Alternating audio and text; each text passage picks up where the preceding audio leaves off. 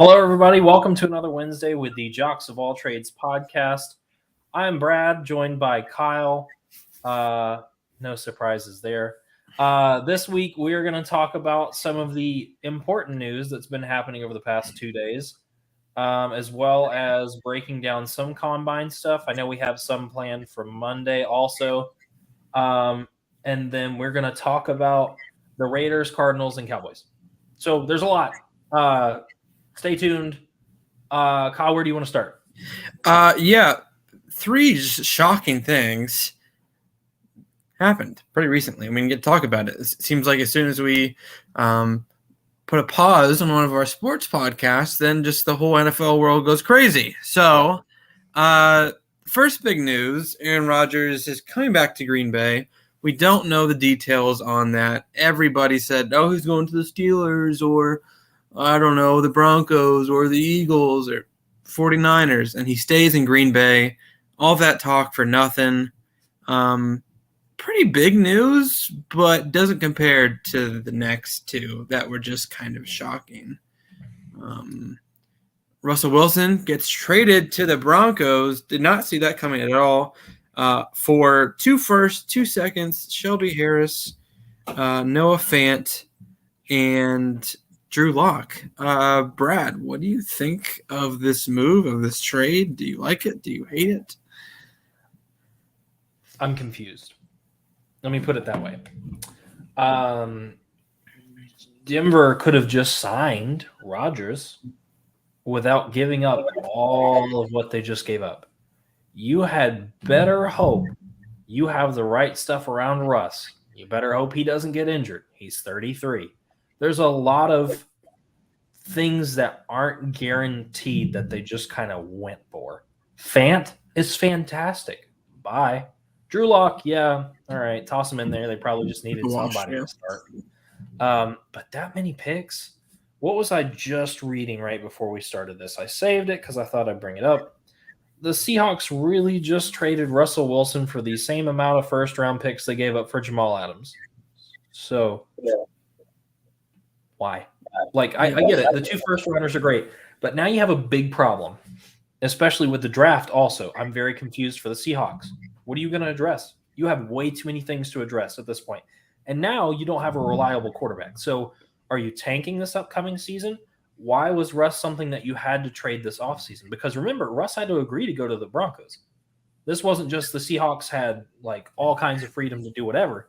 It had to be Russ's decision.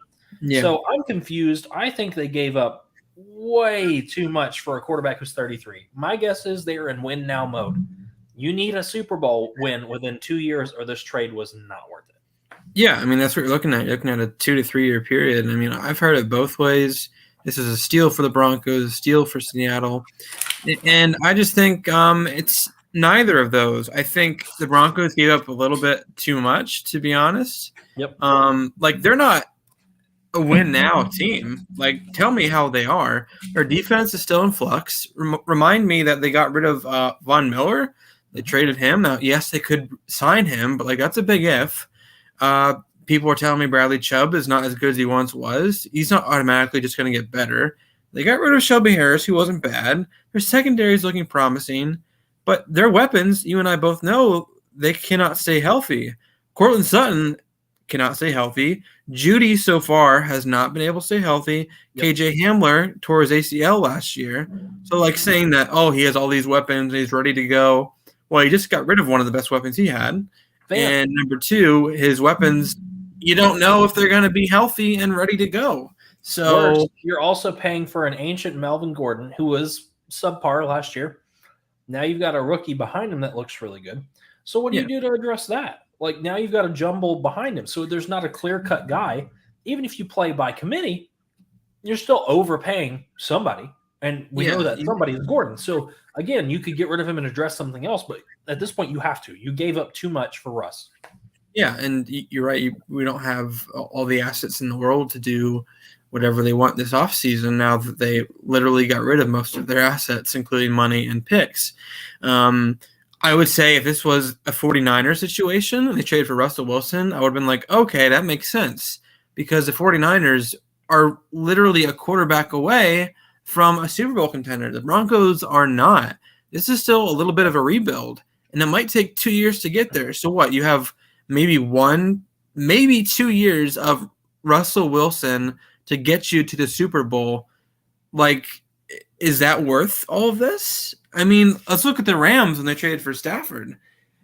That was a lot, granted, but they also have like the best D tackle in the league, the best corner in the league, one of the best offensive-minded coaches in the league, littered with weapons everywhere. Like, they were a quarterback away because they had Jared Goff. The Broncos need way more than just a quarterback. Yeah.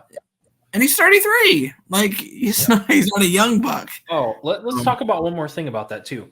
So now think about this. You signed or you got Russell Wilson. Great. Your path to the Super Bowl is almost impossible. You have to face twice a year Patrick Mahomes, Justin Herbert, and Derek Carr. None of those guys are wimps. They are all above average quarterbacks in this league. Now you suddenly have to compete with those three teams because Herbert proved last year he's still going to hang on to how good he was as a rookie. So that's not going away. Derek Carr, yeah, the Raiders themselves suck, but he finds a way to win. He is a good quarterback. I know that's going to catch some flack, but he really is. He just plays for the Raiders. Just think about that all the time. That's what I tell people. Just think about that. He plays for the Raiders. Other than that, he's amazing. Patrick Mahomes. Who in the world is in the Super Bowl conversation every year? The Chiefs.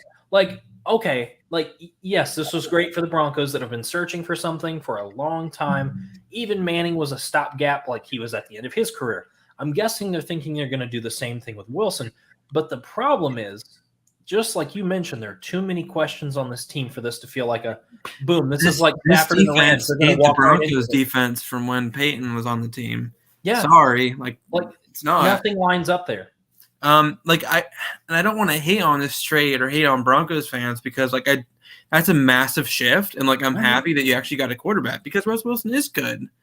But like, let's pump the brakes just a little bit. Like, when I first saw this, I was like, oh my gosh, yes, Broncos. But then I saw what they had to give up, and I'm like, oh dear Lord, that's a lot.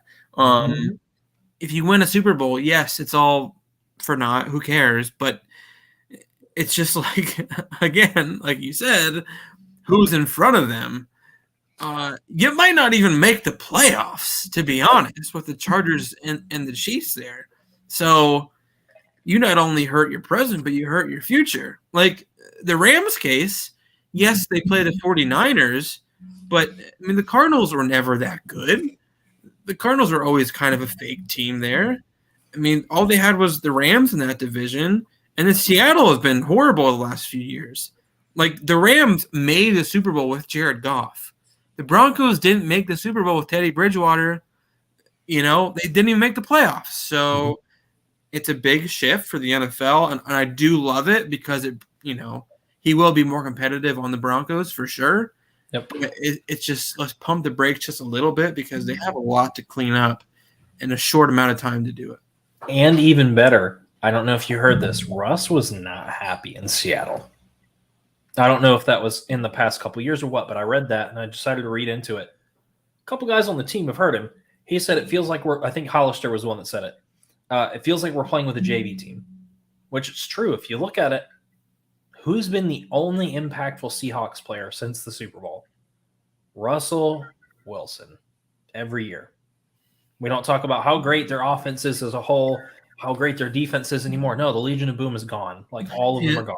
Defensively, it's pretty. I mean, they just released Bobby Wagner, and that was pretty sad. Big.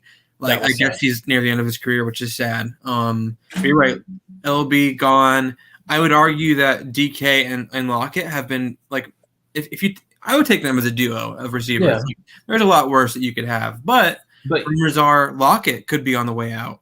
Yeah. DK Metcalf could be on the way out. So like from a Seattle perspective, yes, I guess you're getting picks, but like you're starting over. That's pretty risky. I mean, I don't know. It remains to be seen what they're going to do, but. Maybe next year's draft class for quarterbacks will look better, but that would mean I thought about that. Year, so I thought about that because they could also go after Bryce Young. You could go after Stroud. Like there are good options next year. You could suck for one of those. Yeah. Because, I mean, Drew Lock is your only kind of clear-cut choice to start. And we've seen Drew Lock, so... Yeah, Drew Lock's not everything. Yeah, just a massive shift in the NFL. If I was Broncos fan, again, I'd be happy because you have a legitimate quarterback. But it's just, for me, it's very short-lived because I don't know how much longer of a career he has. So, but maybe you can live in the moment, Broncos fans, for 3 years, and maybe you can win a Super Bowl. It's a lot. It's a lot to give up for a very short amount of time, especially when you're not Super Bowl ready. Let's move on to Carson Wentz. This is also something I did not see coming at all. Nope. Carson Wentz traded to the Commanders. Gosh, what an awful team name. For, I believe, 2/3 and a second. One of those thirds can become a second if he plays over 70% of snaps.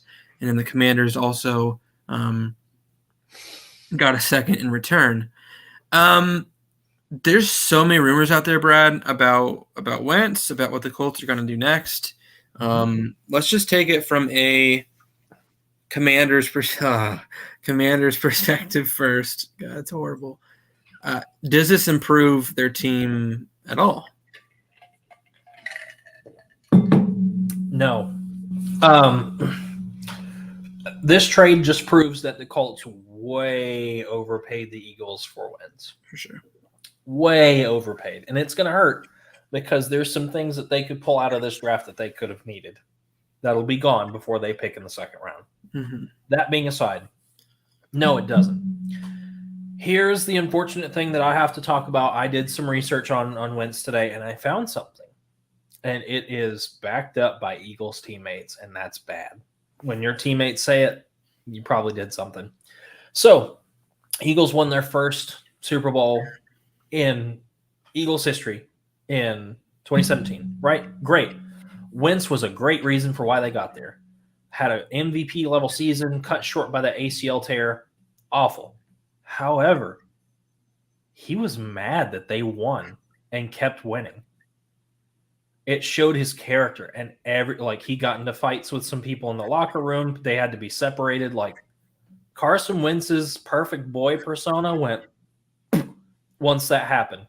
Because remember, the reports that we heard over the 3 years after that was that he had some responsibility issues, like taking on like stuff like that. He just felt that he deserved the role. We heard it. We did.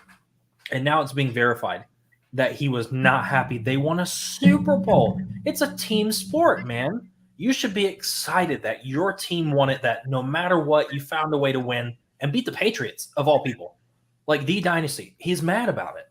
I'm like, why? Because I'm guessing this isn't the first time. I'm guessing execs hear more than we do. Why would you have traded for him? Colts. Secondly, Commanders, you're looking for an identity. You just rebranded. That's great. Fantastic. Not a fan of the name, but the rebrand is great. You needed to do it, build a new legacy because you've been sucky for so long. There have been 31 different quarterbacks that have started for them since their Super Bowl in 1991. That's atrocious. So that being said, if I was going to get a new quarterback, I would want one that brings in a good positive attitude, a guy that wants to just come in and win, improve things. And hearing all this stuff about how he was with the Eagles, of course he struggled with the Colts. He wasn't the number one man on the Colts. Jonathan Taylor was. If that's what he wants, you got to do it with Washington. But the unfortunate thing is, can you do that? Can you be that leader? Now I have questions about that because character, it goes far. There are guys that don't get drafted because character. Like, you're going to have to rebrand and rebuild yourself with Washington for me to believe that this was a good move. Also, since we talked about Russ before this, the Commanders offered 3 first-round picks to the Seahawks for Russ, and they turned it down. Why? Why would you do that? Like, 3 first-round picks? Are you kidding me? Those are all going to be high picks. What are the Commanders going to do anytime soon? Like, I think they liked the Noah Fant plus Shelby Harris edition. They had to. It had to be that. Which, like, I'd probably take, and they got 2 second-rounders out of it. Personally, I probably would have taken 3 first-rounders and a second-rounder over 2 firsts, 2 seconds, and Noah Fant. But that's just me. I agree with everything you said. Wentz the character is starting to seep into Deteriorate. reality here, and it's not something I thought I'd see from him because for everything that I've seen up until this point, he seems like I think he still is a good guy. Yeah. It's just when that thing happened with Nick Foles, that's a very unique situation. I get he should have been happy, and he should have been. But in Philadelphia, almost MVP, Terry ACL, Nick Foles comes in. He's the god of Philadelphia. Very unique situation, but he did not handle it well, and it's still eating at him. It's just, I think Dan Orlovsky said this on ESPN. He said, the Colts are not getting rid of Wentz because of the player, but because of the person. And that kind of resonated with me. I think that's what it is. I mean, stats-wise, he wasn't like awful last year. Like he probably did even better than Phillip Rivers did, but it's just the teammate in the locker room is just not it's not going to lead the Colts. I think that's what they decided. So let me add with that. He feels like the I need the credit for everything guy. He had 2 games to prove that he deserved the credit against the Raiders, not a great team last year, and the Jaguars. Do you know his career? He had a career low QBR against the Jags, 4.3.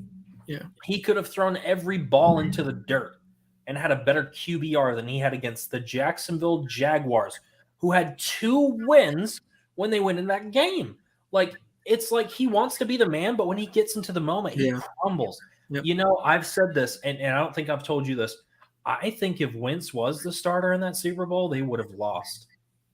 I think you needed the Foles magic to win. I'm starting to think that. Like it was very magical. The Commanders, I don't know what you're doing. I mean, I know everything that's happened in this quarterback market. Trying to win back the fan base. That's what they're doing. They're not going to with that. Like, I think Wentz is better than Heineke and probably Fitzpatrick, but it's not by an overwhelming margin that like deserves litters of picks going to the Colts. It's just not the way to do it, and it reeks of desperation in this quarterback market. You need a quarterback. So we're going to give up an arm and a leg for it. And again, the football team is not close to winning. Like, their weapons still need improvement. Their offensive line needs improvement. Chase Young just tore his ACL. Their secondary is kind of booty. Like, they have a lot of issues. So giving up all these picks for a quarterback that's like middling, it just doesn't make sense to me. I mean, let's look at the Buccaneers too. When they got Tom Brady, they were a quarterback away, and then Tom Brady brought in some people with him. You know, like that's how, if you want to do it that way, you better make sure your entire team is ready to go. The Commanders and the Broncos teams are not ready to win before these quarterback trades. So. Matt, thanks for hanging out with us. I decided to creep to see who's watching with us, and right now it's just Matt. But what's up, Matt? So here's what I really detest. Okay, the quarterback market is so desperate. I don't know if you've read these reports. Jordan Love, his market value right now is a 2nd-round pick. I believe it. Yeah. How? It shouldn't be, but how? Like, that must be how little they trust the prospects that are there. Yeah. That's terrible. So, yeah, of course, like Wentz, and the fact that they got what they did, like traded what they did for Wentz, that means they think Wentz is almost as bad as the guys who haven't even played in the NFL yet. Like, that's not good. Yeah. I said this. I said he either makes it in Washington or his career is over. Is done. Yeah. I would very much I think that's what's going to happen. His career is going to end in Washington. Yep. I don't think he's going to go any further than that. Or he'll be like a career backup for other teams. And I think his ego is a little too high to do it. So I think he'll retire like Andrew Luck. So, because I don't think you're going to win with the Commanders. I just don't see that happening. And well, to be fair, I don't see anyone winning with the Commanders, but yeah. You're right. But he faces the Eagles twice a year now, which is exciting. And he does face the Colts next year as well. So a little bit of I'm thinking about going to that game. Yeah, if it's in Indy, I'm thinking about going to it. It'd be pretty lit. Yeah, just this whole market is just desperation at its finest, and you're right. I don't think anyone trusts the quarterback prospects in this draft. So this is what happens. You overpay for guys. And then because it is, and we've said it a billion times, it is a quarterback league. And then the Colts rumors they want Jimmy Garoppolo. Be much better, man. So, that's a good question. Hold on, wait. You guys think Russell would have waived his no trade clause to go to Washington? It's possible because listen, okay, you have, and this is what I was wondering about because you have 3 players that are decent. Fant's probably the best of the 3. Makes sense. But you could have gotten 3 first-round picks. And the nice thing is there's a better person every year as you go on. The Commanders suck, so it's always going to be a good pick. So I think maybe he did waive it.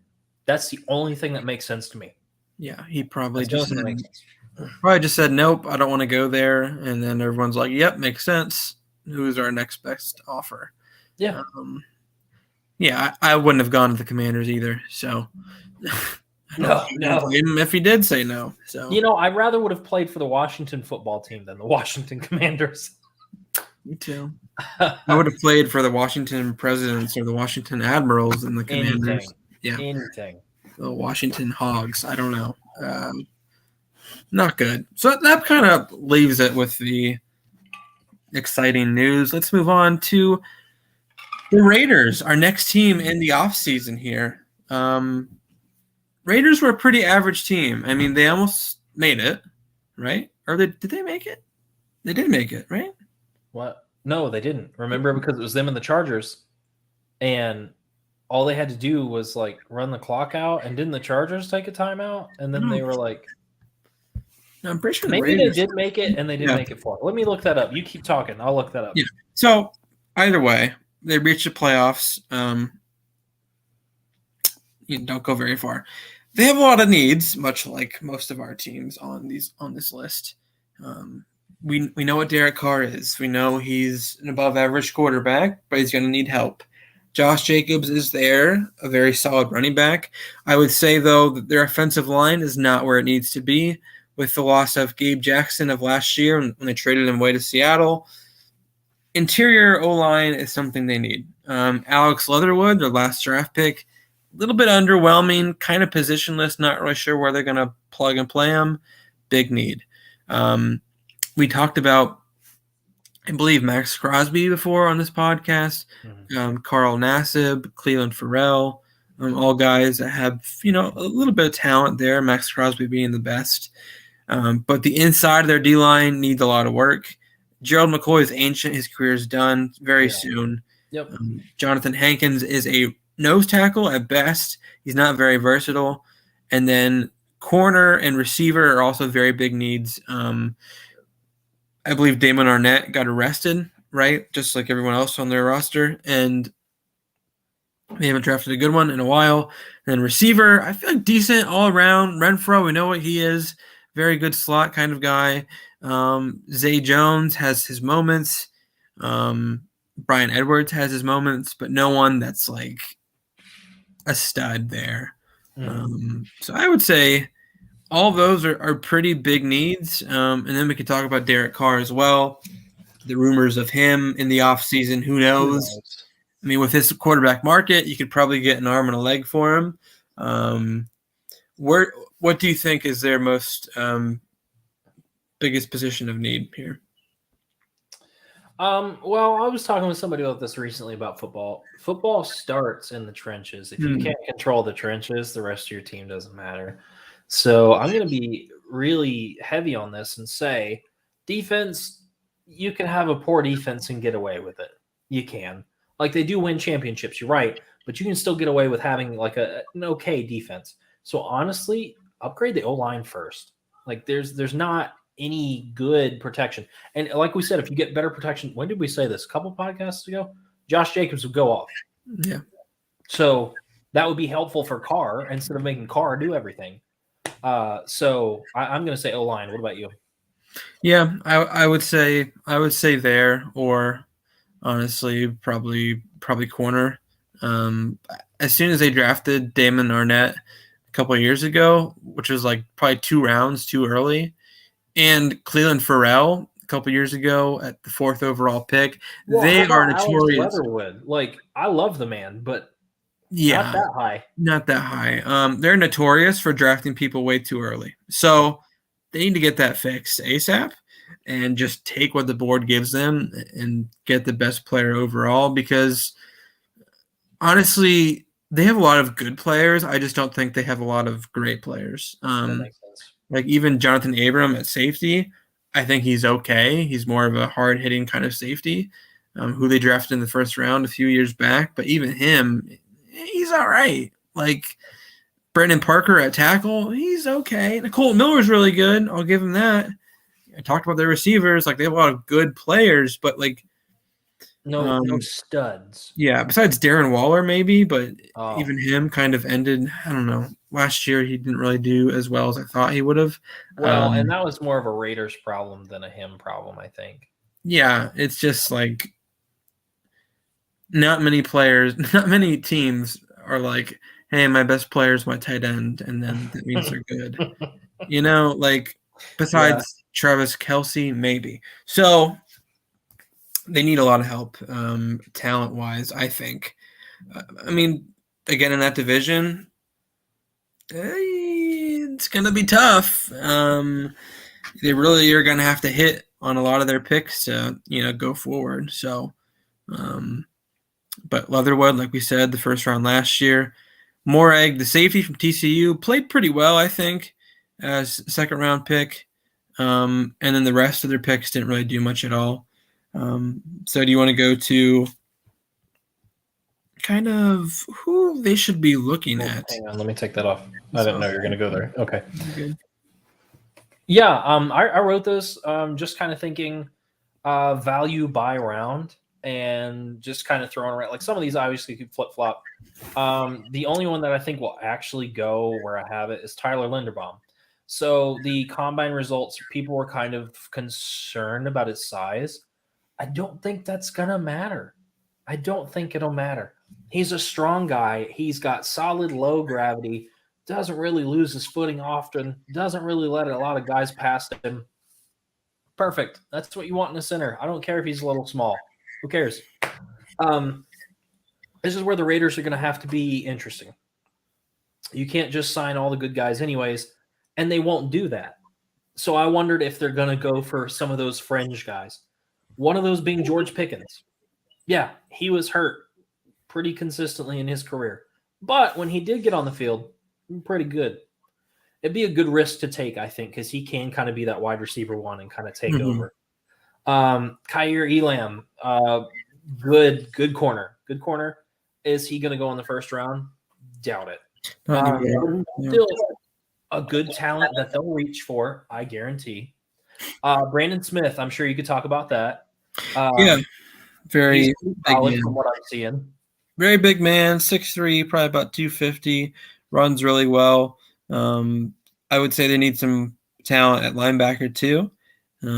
He probably won't be a middle linebacker. I just think he has the size for a strong side linebacker. Doesn't have the versatility that a Micah Parsons did coming out of Penn State, but you can do many different things with him as well. Yeah. I think he'll probably be second or third. I think that'd be a good place for him. Talented for sure. And again, they need talent on the team. So Logan Hall has been getting some love up to the combine, during the combine, throughout the year. Like, to come from a smaller school and be dominant in that way and to be that kind of a big player, he might be good for the Raiders. Like, you're not going to get somebody on day one. Most of the big guys that you're going to want in round one are going to be gone. Take an O-lineman, work about on that later, because this is a very deep draft for defense. It is. Sure. Perfect. That's what you need anyways.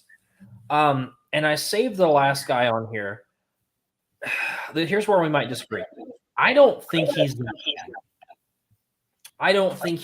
to be the like franchise cornerstone kind of a guy, but I like him. Look, he broke Joe Burrow's record for a reason. He's not dumb. He's pretty good. And to play at Western Kentucky, and break the record that the guy playing at LSU set, that's a little different. He at least is pretty accurate. He knows what he's doing. I don't see it as a fluke. I really don't. And they're going to have to go with somebody that's not one of those big name guys that we're talking about. They're going to be gone by the time they start picking for quarterbacks. And if you want somebody that comes from a small school that kind of reminds me of Derek Carr, it would be Bailey Zapp out of Western Kentucky. And I really had to sit on that one for a while, but that was my favorite choice for them to take if you're going to take a quarterback. Yeah, and I mean, Derek Carr came from Fresno State, very small school, put up good numbers there. So I would say that correlation makes a lot of sense. Mm-hmm. I do like Logan Hall as well. I thought you might. I feel like early on in the process, I talked about him quite a bit. Now, not so much. I'm not really sure what he did at the combine. I can look it up really quick. Ran a 4.88, not great, but he also is 6'6", 280.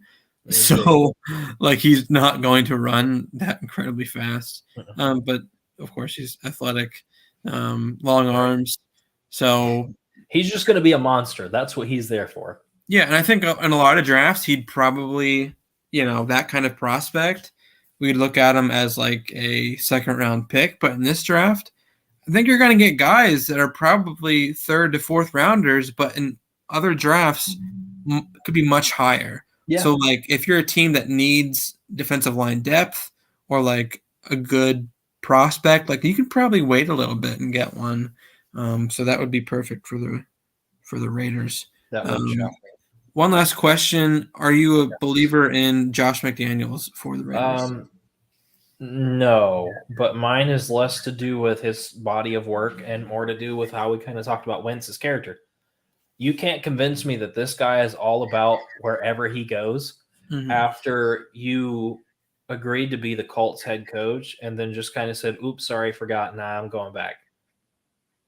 That's not cool. You don't just agree to do something and go through all those conversations with them and then just back out. I was like, I hope he doesn't do well after that.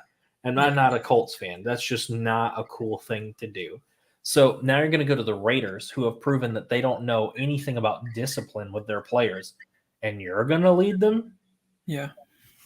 Good luck with that. Yeah, I don't like his character either.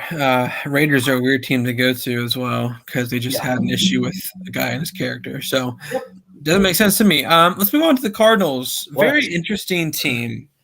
A lot of drama has happened recently with their quarterback, Kyler Murray. Yeah. Not a lot of people. It kind of looks like that was put to bed recently. It does. I forget who the former player was. I think it was actually Larry Fitzgerald that said he's a baby and he hasn't had to work a day in his life. He got his college offense. So, like, legend from the Cardinals, Larry Fitz, saying this about Murray, that has my ears ringing just a little bit. I think there is something integrity or character-wise with Murray, because even for a while before he got drafted, he was like, should I go to the baseball or the NFL? Well, whatever's going to, pay me more is, I think, what it came down to. Yeah. So, I don't know if that's why you would choose to go to the NFL. That's not the greatest reasoning, especially if you're going to make him your franchise quarterback. So, yeah, I thought he was kind of going to get destroyed when he picked football anyways. The fact that he's done as well as he has is great, but I think he in his mind has been like, I'm supposed to be that way. Yeah. Nobody in their right mind said, oh, he's going to be really great in the NFL. Yeah. A lot of us said middling. He wasn't the right size. His arm was okay. Like, I think he really does benefit from the receivers he has around him. For sure. So, you're right. He does have to prove that he has to do some work, but he did get you to the playoffs. So I also don't understand the criticism there either, because if he wasn't good, they wouldn't be there. Yeah, I think he is talented for sure. And I think he can be a good quarterback. I just think he kind of went off the rails near the end. And you could equate that to him just not trying, not doing his best, or you could level that to Cliff Kingsbury just not having a game plan and making Kyler Murray do everything, just make plays, run around, and chuck it. That works sometimes, but it's not the greatest game plan in the world. So Kingsbury might be on the hot seat. I've heard of that many times. But as for their needs, I would put offensive line up there. It's been bad for years. They haven't had a stud there. I mean, DJ Humphries at left tackle is not bad, but I mean, guys like Beecham, I think, is still there. Justin Pugh, who was a tackle for the Giants at one point. Like, they have a lot of has-beens on their team. So, offensive line for sure. I would say corner as well. Byron Murphy can't really do it all. And then defensive end, JJ can't stay on the field. So, definitely some line of scrimmage things that they need to work on in this offseason. So, and I think this is going to be kind of risky to say. Yes, I think all of that is important, but I think they really need to do their homework on running backs, because part of the reason Kyler has to do everything is because those running backs are not consistent. And I thought Chase Edmonds was going to be the guy this year. Nope. James Conner kind of was a bell cow, but not like I'm going to go off for 200 yards every game, kind of like that kind of running back. It was random. Sometimes he'd have a whole lot of usage, and then he'd have zero. Like, you need someone consistent to go with him. There's plenty of guys in this draft. Breece Hall, why not shoot for the stars? I think if you get Breece Hall, you're going to get the next Saquon. Like, that's where I'm equating him. And people think I'm nuts, but like, his combine stats were out of this world. They were pretty good. I think he would be worth a high pick. First rounder, probably not. Nobody's going to reach for it this year. It's not a big need. But second round, look for some teams to start sniffing around that way. But I would put the Cardinals in that area, because you have to. If you want Kyler to stick around and be happy, you've already given him plenty of receivers. You gave him a really good receiving tight end, and I think Ertz would come back. Not sure, but now you got to give him a running back and help the O-line and help the defense. But you got to address running back. You cannot make him run all the time, because he's going to get hurt. So yeah, Connor was solid last year, but I feel like that was more of an aberration. Yes, they definitely need a running back that can do it all. I think that would work really well for Murray. You know, a guy who is always on the run, who has extended plays. You can have a receiving type of back, an elusive back out there. I think that would benefit. McCaffrey's name has come up in a lot of conversations. Yes. I think that would be a really cool fit. Now, could he stay on the field? Probably not. But I think on paper, that would be really nice for the Cardinals. Would they give up a first rounder? Probably not, and I wouldn't either. But I think for running backs, as running backs go, that would be a really cool fit for them. I'm going to say something you'll like. I know they've been interested, and they were interested in him in that draft in 17. Didn't get him. I say if you're the Eagles and you have 3 first-round picks and you can use one of them to get Christian McCaffrey, kind of worth it. Kind of worth it. If they'll run, that's the problem. Yeah. But I mean, if it was a healthy McCaffrey, I think I would say yes. We don't even use Miles Sanders enough, so yeah, would we like? I don't know. You're right. Running back is not that big of a need, but if you have someone like him that can again stay on the field, that just improves your entire offense. That's true. I did put receiver on here. I think even though Kirk is a free agent, I think that's still enough. I mean, DeAndre Hopkins alone, Rondale Moore there. Those are 2 really good guys. So their draft picks from last year. Zaven Collins didn't do the greatest from what I've seen. Little bit of a reach last year, I think. I didn't even know if he fit the Cardinals defense, to be honest. Agreed. I mean, he's 6'5", 260. Is he even a linebacker? I don't know. And we'll talk about him a little bit more. But Rondale Moore, a very electric kind of guy. Had some big moments this year. I mean, he was electric at Purdue. He single-handedly beat Ohio State that one year. He's crazy good. Marco Wilson, who I believe started at the end of the year. I think that's why corner is a big need, because I don't think he's going to be the guy to save their corner issue. But back to Zaven, he only had 13 solo tackles, 25 total tackles this year. So didn't really do much. Their draft class is looking a little shaky beyond Rondale Moore. So they really need to hit it this year. What kind of guys are you looking at this year, you think? There's a few. I kind of tried to touch a little bit of everything. I didn't touch receiver yet, because, like you said, they've got solid guys. I saw that you had it on there. If anything, I'd wait till like the 6th or 7th to even pick up a receiver and just see if it works out. Because I mean, Isabella wants out, and Andy Isabella is good. So if you end up losing Kirk, just re-sign Isabella, and then that wide receiver issue goes away. But until then, look, Trent McDuffie. I think we've talked about these Washington corners. I think if we keep saying it, we're going to manifest it, and it's going to happen. But it just feels like the right choice for the Cards in the first round is to take what's there, take the fruit that's given to you, and take Trent McDuffie, be happy with it. They all turn out to be good. It is almost like the safest pick you could make. With that being said, look, I still have questions about Ojabo. I think he's good. I still think he benefited from the Hutchinson effect, but he's still decent. He's good. He played in the Big Ten and kind of dominated in the Big Ten along with Hutchinson. So I think he'd be a good fit. You kind of need that kind of explosive style that JJ has. He'll fit with that. I forgot I wrote Breece Hall on here. Look at me, like subconsciously remembering to tell them, hey, pick up a good running back. I can't say enough about Breece Hall. We've talked about Iowa State churning out some pretty decent running backs recently, with Montgomery being like the biggest one that we know of. Breece Hall could make Montgomery look like a JV starter. And that's pretty good. I think whoever gets Breece Hall becomes dangerous immediately.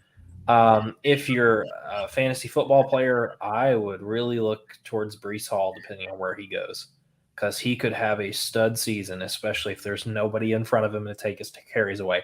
Kind of like with Najee. They didn't have anybody. Najee was clear-cut going to be the number one guy. I'm picking a lot of Big Ten guys. Just bear with me.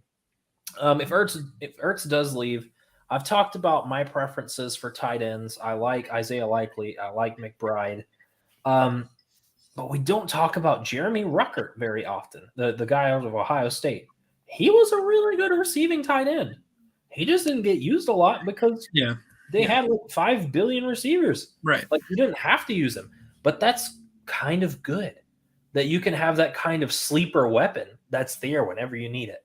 And, you know, if Ruckert's on the board and you can get him kind of late, I would do it. It's kind of worth it. With what you said with quarterback, Murray seems to have patched things up for this year. If they don't come up with a contract and end up going with like a 1-year contract till they find something, you're in hot water. This is going to be an unpopular opinion, but I'm going to go for it. Wait till the 7th round or 6th round even. Pick up a quarterback there. Don't give anything for Murray to say, whoop, don't give him the Aaron Rodgers situation. Don't draft Jordan Love and be like, oh, hey, we picked another quarterback, screw you, after you're just literally saying, hey, we want him back. He's a good guy, he's a good kid, I like him. Don't do that. If you want to put the pressure on him, take somebody unproven. Take somebody that's going to have that hungry mentality, which, okay, if you're an Ivy League quarterback and you're being talked about, that probably means you're pretty decent. I watched some tape of EJ Perry. He's pretty good. He's quick. And it's not what you would expect. Like, I was like, oh, okay. Like, he can actually move. He's got a decent arm. I'm thinking of the last Ivy League quarterback that came out that's kind of existed for a long time. And if I remember correctly, nobody was hot on Ryan Fitzpatrick either. And again, this is what I'm saying. If you can find that, like, gem in a little itty-bitty school that's being talked about enough at this point, because obviously we have better access to seeing how they play. We have better ways to see what kind of a player they're like.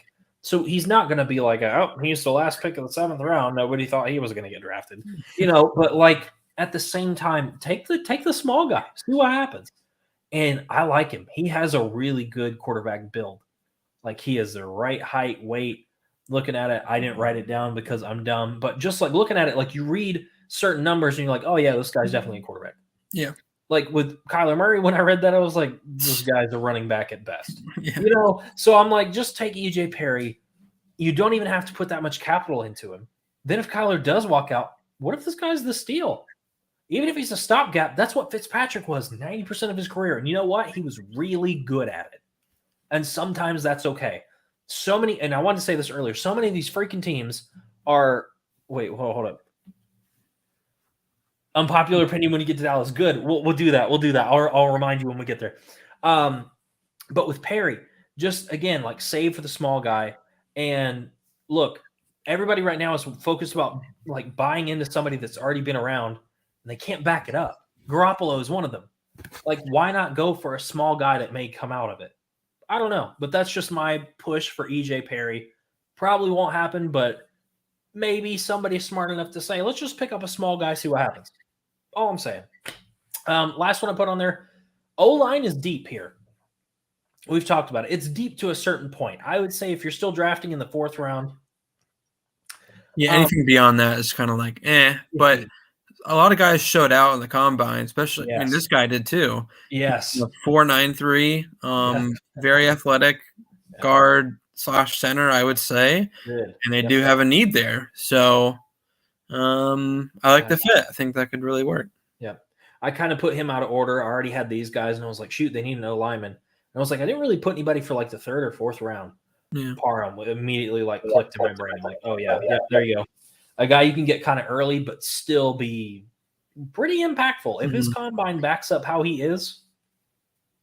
So, and I like McDuffie. I like the fit there, especially because Budda Baker at Washington, and then Byron Murphy Jr. at Washington. So McDuffie would just fit right in there. I like Rucker as well. I think he is a good receiving tight end, but I think he's more of a tight end that can do everything. But like you said, we didn't get to see him do everything because Ohio State has a bunch of guys. Yeah. So I think on a lot of other college teams, he would have like produced a lot more. I think he's actually a very, very hidden gem in this draft. Yep. And I think wherever a team gets him, they're going to be really excited because I think he's a hidden gem. Let's move on to those Dallas Cowboys here. Oh, hang on. There we go. If you have an unpopular opinion, Matt, you can say it right now. And let's hear it. Like, let's go for it. Let's hear it. I'm going to be looking at the comments, so I'll be waiting for a sec. Okay. Move this over to Cowboys. You're not going to like my Cowboys list, Kyle, but that's okay. Okay. Well, yeah. You're not a Cowboys fan, so I'm not. Yeah. Edge, big need. Micah Parsons can't do everything. No. Safety, they've had nobody back there for years. Like, I can't even name their current starting safeties. Keanu O'Neal, is he playing safe? I don't know. Like, they need to get someone legitimate back there. It's been years. Keanu Reeves, yeah, that's who they're safety. Keanu Reeves, yes. I know, Kung Fu. Now that Amari Cooper is gone, are they going to pony up and extend Michael Gallup, who just tore his ACL? I don't know if that's a great move, but assuming he's gone, I still think there's a receiver need right there. And I really do think they're overrating Dak just a little bit because they're like, well, Amari's gone, but Dak can do it. I don't know. Like, a big reason why he was so productive this year is because he had all those guys. So they extend Dalton Schultz. They franchise tagged him, I mean. So, here is the unpopular opinion. Yes, that is not. We will agree with you on that. Yes, they're paying him too much money to be stupid every year. Yeah. Kyle and I talked about it at the beginning of the season last year. I'll go back and find it. I can prove that we both talked and said Tony Pollard is the better running back than Ezekiel Elliott. And they are overpaying him. Yep. They overpaid him. They overpaid Amari Cooper. They've overpaid many guys on this team who might not even be on the team next year. DeMarcus Lawrence is also a name I've been hearing that might move on. I mean, he got big money. Cooper got big money. Zeke Elliott got big money. Yeah. All these guys are going to leave. So, like, they pay the wrong people every time. They do. And it's crazy how much talent they get on their team and how they mismanage their talent. It happens all the time. They get very talented guys on their team, and they mismanage it by extending the wrong people or whatever. So I agree, Matt. I think Tony Pollard is probably just a better fit on this team. Zeke Elliott, I think, is just slowing them down at this point. They're not really a run-heavy team anymore. It's not who they are. They're definitely going in the direction of chuck it deep to one of your receivers. Corner is also a big need. Trevon Diggs is definitely an exciting player, but gives up a lot of yards. So I think getting someone to just pair with him is a very good idea. And then, like I said, Tyron Smith got paid big money. Yep. His career is soon done. He's getting up there. He's getting older. Yep. And they need a tackle. Oh, we were going to talk about that. Kyle hates him with a passion. Yeah, I think he sucks. I think he's useless. Like I hate to say it. I know so many people have said it, but Kellen Moore would be a billion times better than McCarthy. Not even having the head coaching experience, he would still be better. Actually, what they should have done was hired Eric Bieniemy, but that's a whole nother conversation. Yeah, if you put Bieniemy, Kellen Moore, and Dak together, Dak could potentially be one of the better quarterbacks in the NFL because you'd have so much offensive mind to help him. But they didn't go that way. They went with the guy that Aaron Rodgers hated, and now you think that's going to work out for Dak? I didn't understand it when it happened. You're right. They need to get rid of him. He's just a puppet at this point. I mean, any coach that he brings in is a puppet. And so actually the only one that might not be a puppet is probably an actual puppet. Yeah, that's a good point. Their draft picks from last year, Brad Micah Parsons, Defensive Rookie of the Year, that was a hit. Kelvin Joseph didn't do much, kind of expected that. Osa Odigizua played pretty well, but I would say D-tackle is still a pretty big need for them. And then the rest of their picks didn't really do much, but defensive line still a big, big need. What kind of guys do you have on your list that could probably help fix the Cowboys here? Yeah, let me grab that for you. I got to get rid of the Cowboys thing there. Oh, nice. Okay, this is going to be a strange one for you. I don't know that you even like half the ones that I have up here. But first of all, listen, Karlaftis should be going in the first round. If he isn't, there are a lot of stupid franchises in the NFL. Truthfully, he could be a top 10 pick, but nobody in the top 10 is going to go for edge besides Thibodeau and Hutchinson. We know this. We've been over it. Their second need. You're right. They haven't had anybody at safety for I don't know if I could ever name a Cowboys safety, come to think of it. Like, I don't know where to even start there. But you know who has been a hot name coming out this whole past season and into the combine and up to the draft? Daxton Hill. Make a name. Take the big splash here. Might help you a little bit. Pair him up with Diggs. Help him out. Like, that's going to only help you down the road. Yeah, it's not popular to take a safety that, like, in the first round. But, listen, you got a second-round pick. You'll be all right. Also, side note, Matt, your opinion will never be unpopular here. You're welcome to come on with us and record sometime. Just let us know. The third one, Kyle, you're going to like this. Calvin Austin the third, the wide receiver from Memphis. He blew up the combine. He was really, really good. I have him on there, but I had a second thought that I'm going to add in a second. You're going to have to address the O-line. Again, this is deep enough that you can go far down and do something. Cade Mays from Tennessee also had a good combine showing. He's a big boy. He's flexible. He can play different positions on the line. I think you kind of need that because you just said it. The guys are old. You don't know who's going to retire at the drop of a hat or who's going to get hurt and not come back. I'd prefer to take a more flexible guy late and address some needs down the road than just pick for one guy right now. That's fine. You got plenty of time. Unfortunately, you don't have the cap space to do anything. They're negative. What was it, Carl? Negative 16? Oh, it's pretty darn bad. That's for Not sure. as bad as the Saints, but still bad. Negative 21. Yeah. Good. Matt said he'll keep in mind with recording with us, especially when Minnesota's in the discussion. That's good. Minnesota needs a lot of help. We can talk about that. But yeah, Cade, negative 21, you said? Yeah. Yikes. So Cade Mays, get somebody that's flexible.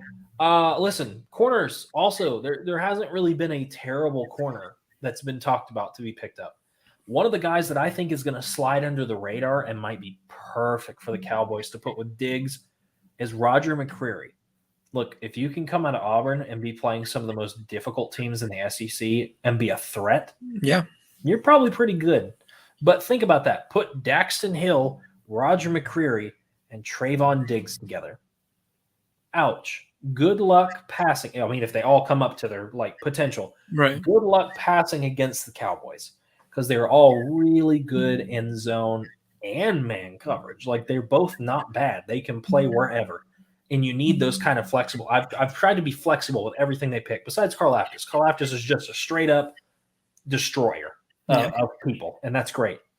However, if you're gonna lose Lawrence, and this is where I might lose you, double down on your edge rushers. Like Karlaftis will pan out, but then what else are you going to do? Mm-hmm. You know what I mean? I could have gone deep tackle here, but I didn't know who would be good enough late. So I was like, just pick up another edge and D tackle's not that strong in this draft. No, and it's Kingsley more Enagbare is a big boy. He playing for South Carolina. He was honestly one of the reasons South Carolina wasn't that bad this season.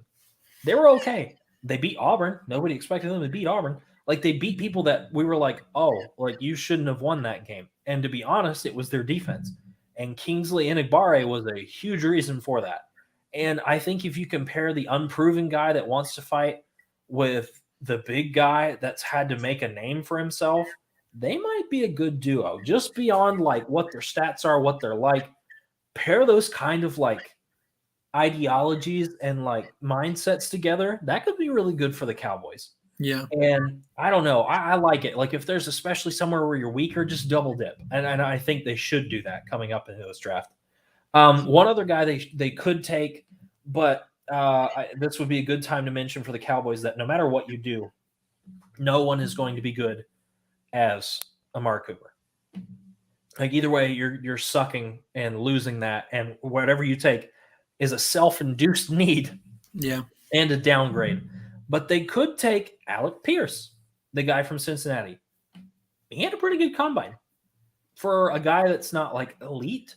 He'd still be good, and that feels like most of their receivers besides CD are good, but not elite. Like think about Cedric Wilson. We were talking about him for fantasy, because he's good. He's not elite. Like the same could be said for Gallup. He's good. He's not elite. Like if you lose Gallup, who cares? Who cares? What he didn't perform where he's supposed to, anyways. Yeah, he got hurt, but still, even without him being hurt, he didn't really make a splash. Like if you lose Amari Cooper, no matter what you're gonna do, it's gonna hurt. I'm with Matt on this. Trade Zeke, get some more picks, address some more needs. That's kind of where you need to be at this point. Cut out some of that awful like overage you now have in your cap space. But yeah, what do you think about this? This one took me the longest, I think, out of the three to kind of think. Like they've got a lot. Yeah, Karlaftis. I mean, they have such a bunch of tweeners on their D line and in their defense. Yeah. Like it'd be nice for them to get an actual edge presence, and he will stuff the run. At the very least, he's going to stuff the run. He might not be the quickest off the ball, but at the very least, he's going to be a solid defensive end that you can trust that can just stay there for the next 5 to 7 to 10 years. And they haven't had that. Daxton Hill and McCreary, I both like you said, McCreary in the SEC played against a lot of top talent and held his own. Yep. And he played Penn State, played Jahan Dotson, did pretty well. If you can do that, chances are you'll be able to do that in the NFL against similar type of talent. Yeah, that's how I felt, especially if you're playing guys that we're talking about are going day one. Right. That's pretty good. And for the Cowboys, too, it would be nice for them to get a shutdown corner. I mean, not nice. I don't like them, but, because Diggs does give up a lot of yards, but he's also a pest. He's gonna get a lot of picks, right? So people are like, well, I don't want to throw it to his side, so I'm going to throw it. Oh, I can't throw it to McCreary's side either. Like, okay, you throw it to McCreary's side, you're not going to do anything. So I guess I better throw it to Diggs' side and hope he's not reading my keys and not reading where the ball is going. So, like, from that standpoint alone, I think corner is a big need for them. A shutdown one would be nice. But like you said, edge is prevalent in this draft, and they can definitely get a couple good ones in the first. They can double down. I mean, they doubled down in this last draft with Parsons and Jabril Cox at linebacker. So they can very well double down. Do it again. Yep. On secondary or double down on defensive end. But Calvin Austin, too. We talked about Tony Pollard. Where'd he go to college? Memphis. Calvin It's those Austin. Memphis guys. Yep. Yeah, they're really talented. They could do a lot of things with Calvin Austin for sure at running back and receiver. So that could be. I mean, he's not Amari Cooper, not the same type of player. But if they want to go a different route, someone a little more versatile, electric, could be Calvin. So I like it. Sweet. Was there anything else you want to talk about with the Cowboys, or are we wrapping up for the night? Just that they suck and I don't like them. But other than that, I don't think so. I think we mentioned their cap space, and my last note was Mike McCarthy as a puppet, and they won't change until Jerry Jones is out of office. So yeah, that's true. Should we set a date? By the way, since Matt's listening, I'm sure some other guys are going to be listening. We have not set a date for our live draft, and I would like to try to do that. yeah, Do we want to try not for this Monday, but the Monday after, which would be the 21st? Do we want to potentially put that out? yeah, I think that's a good idea. Okay, so I'll go ahead and say it right now. So we will be doing this a live NFL mock draft. I don't know how many people have attempted to do this, but we're going to because we have lots of really good friends of the podcast and lots of other sports heads that we'd like to join us. It's going to be wild. It's going to start at 7:00. And yeah, we hope to see you all there. If you are listening and you're supposed to be part of that, I will send out, or Kyle will send out emails. I don't know who has all the contact information, but we'll get it out. But we're ready to do that now that the combine's over. This is just going to help inform our draft a little bit more. And it's going to be smoking, and I'm ready for it. But thanks for listening. Thanks for hanging out with us, Matt. Thanks to everybody. Like, subscribe, share, laugh at us. Who cares? Just as long as you're interacting. That's all I care about. But thanks for hanging again, and we will see you next week.